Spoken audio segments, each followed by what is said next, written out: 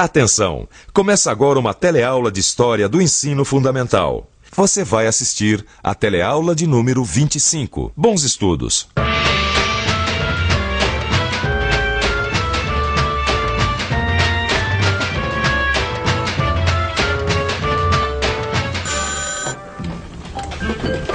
Alô? Expedito falando. Sim. Bem. Eu, no momento, eu sou um tanto ocupado. Você me deixou. Vou dizer uma coisa pra você. O Getúlio Vargas foi o melhor presidente que o Brasil já teve.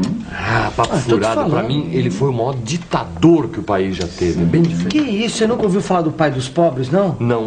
Eu sempre conheci ele como a mãe dos ricos. Até logo. Mãe dos ricos. Tá. É isso mesmo. Foi isso.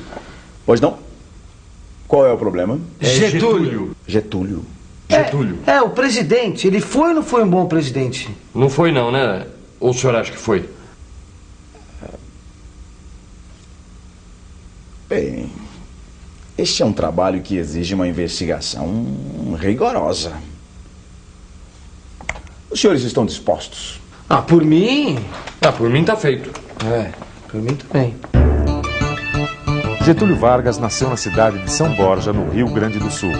Formou-se em Direito e elegeu-se várias vezes deputado estadual e federal, além de ter sido ministro da Fazenda do governo Washington Luiz.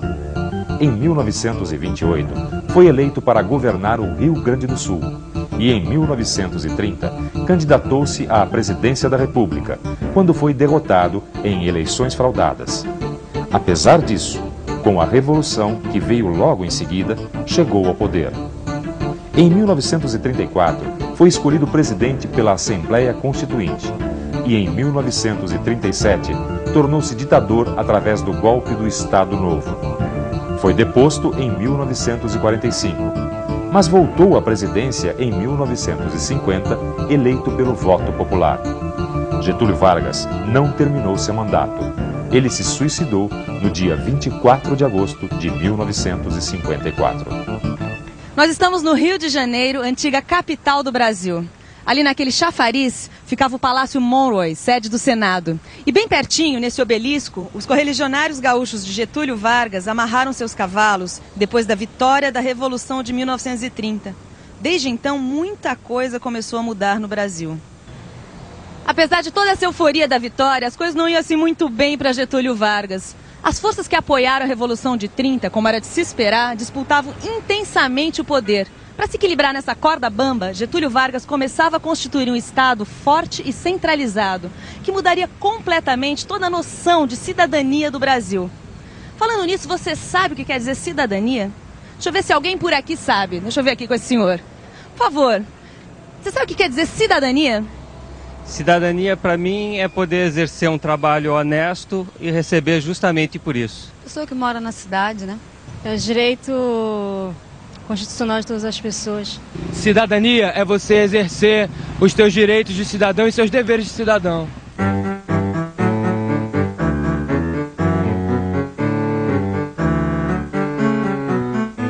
Este é o Palácio do Catete, antiga sede do governo federal, nos tempos em que o Rio de Janeiro era a capital do Brasil. E aqui dentro, tudo lembra o morador que viveu aqui por mais tempo, o presidente Getúlio Vargas.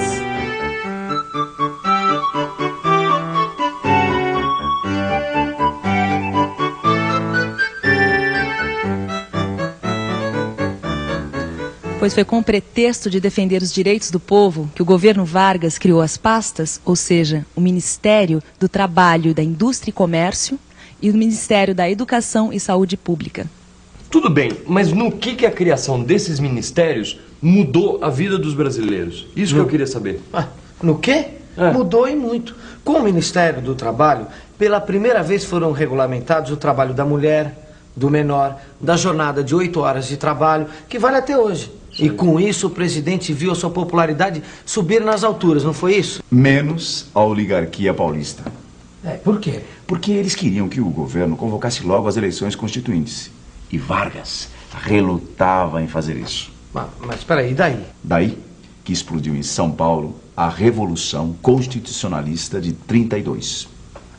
A oligarquia paulista se sentia derrotada com a Revolução de 30 e não aceitava o governo de Getúlio Vargas.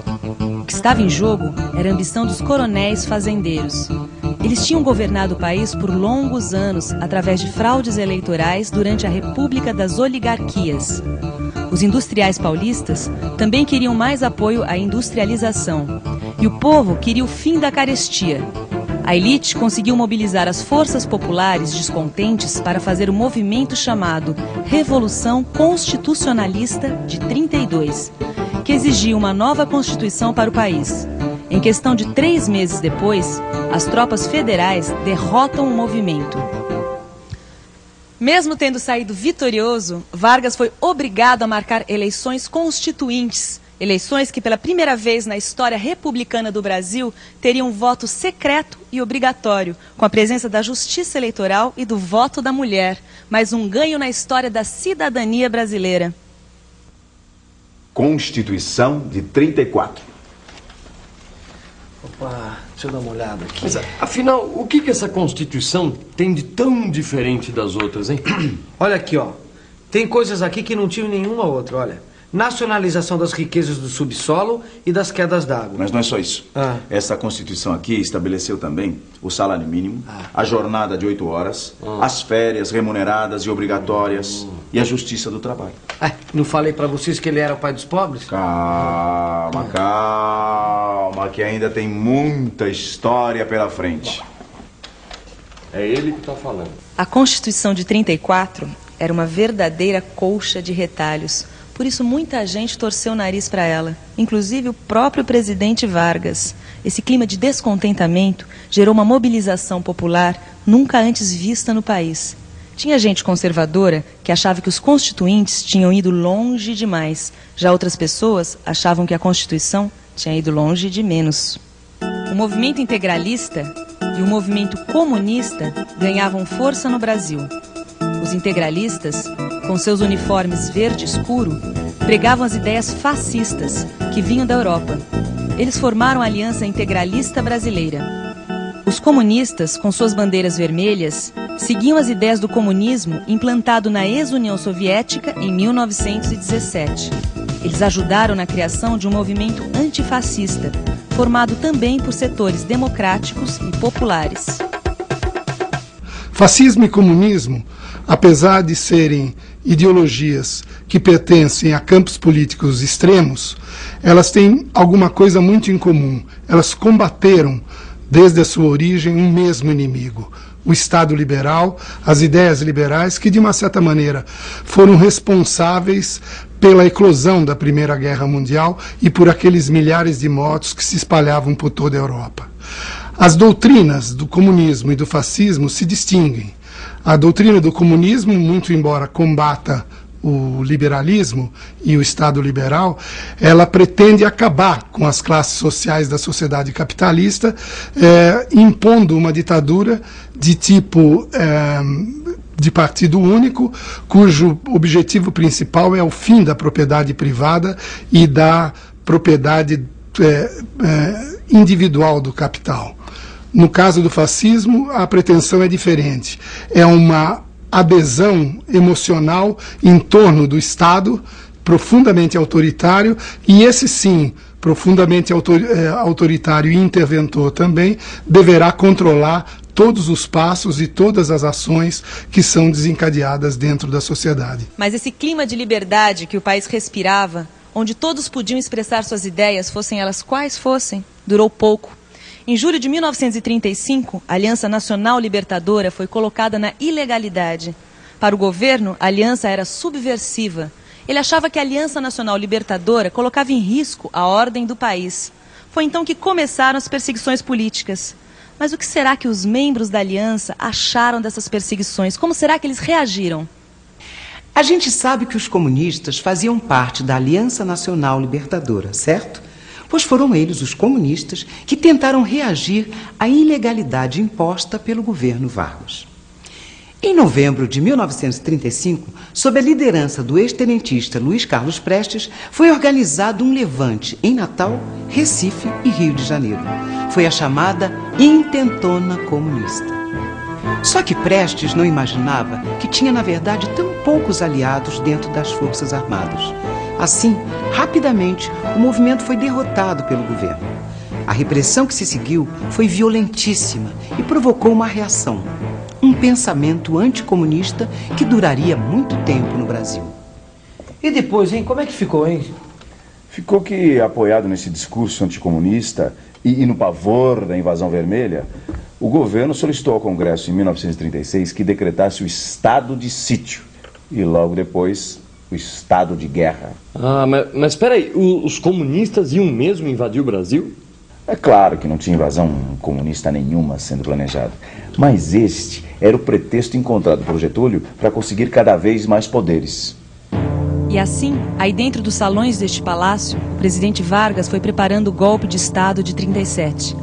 O pretexto para o golpe veio com o tal Plano Cohen, que os militares apresentaram ao país como sendo um plano dos comunistas para derrubar o governo. Pronto, estava armado o cenário perfeito para Getúlio dar o seu golpe. E assim foi feito. Na noite de 10 de novembro de 1937, pelas ondas do rádio, Getúlio decretava o fim da democracia e anunciava um novo tempo. Estava decretado o Estado Novo. Quando as competições políticas ameaçam degenerar em guerra civil, é sinal de que o regime constitucional perdeu o seu valor prático, subsistindo apenas uma abstração. Quer dizer, foi com esse discurso que ele decretou a ditadura, né? Exatamente. Então como é que ficou? Como é que ficou? Ficou que essa Constituição aqui não valia mais para nada, foi jogada no lixo. Os partidos políticos foram extintos e apenas duas forças passaram a dominar o cenário político: Getúlio e o Exército. Então, senhores, satisfeitos? Por mim eu estou satisfeito. Pelo menos ficou provado que Getúlio era um ditador. Pera lá. As coisas não são bem assim. Como não? Não são bem assim. Tá certo que ele deu um golpe de Estado, mas também, por outro lado, introduziu no dia a dia do país reivindicações populares que há muito vinham sendo pedidas. Viu? Isso é. Então, ele foi o melhor presidente que nós já tivemos. Tá vendo a confirmação? Chegaria a dizer que ele foi tudo isso, não. Mas, sem dúvida, eu sou obrigado a concordar que ele equilibrou as forças sociais, deu direito aos trabalhadores, protegeu os empresários, até aí... Você mesmo disse que ele foi o melhor presidente que nós já tivemos. Peraí, Gil, não coloca palavras na minha boca. Você acabou de falar. Não foi isso que eu falei. Você tem essa mania. Senhores, um momento. Eu acho que desse jeito os senhores não vão resolver diferença nenhuma. Que tal a gente investigar mais um pouco e tentar descobrir, de fato, o que Getúlio representou para o país? Eu topo. Eu também acho bom. Então, os senhores fiquem à vontade, porque eu estou atrasadíssimo para o encontro. E tem mais, hein? Se for necessário, café, alguma coisa, água, pode pegar. Os livros estão todos por aí. Mas boa sorte e até mais. E atenção, se liga aí que é hora da revisão. Na aula de hoje, a gente viu como foi o governo Vargas de 30 a 37. Neste período, o Estado cresceu, se organizou e houve uma maior concentração de poder. Por outro lado, o governo foi assumindo funções econômicas e sociais, intervindo nas relações entre patrões e trabalhadores. E, finalmente, acabou decretando o Estado Novo, que foi um longo período que o Brasil viveu sem democracia. E aí? Deu para entender como é que foi esse agitado período da história brasileira? Então, é hora de abrir o livro e começar a estudar. Até a próxima.